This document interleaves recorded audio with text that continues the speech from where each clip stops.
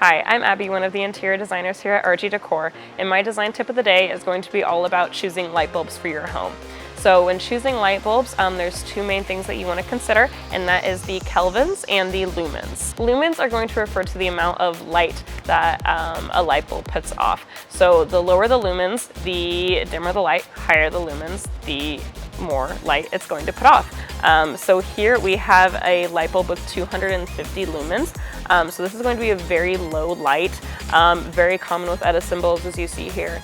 This is great if you have a task lamp or a pendant with an exposed bulb where you can get away with a little bit lower light.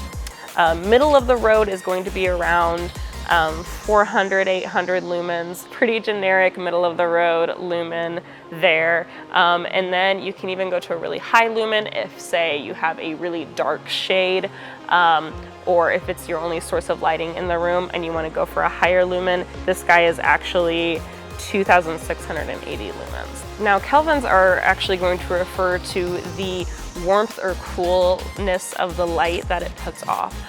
So the lower the kelvin, the warmer the light. This guy is going to put off a really warm golden light like you would expect an Edison bulb to.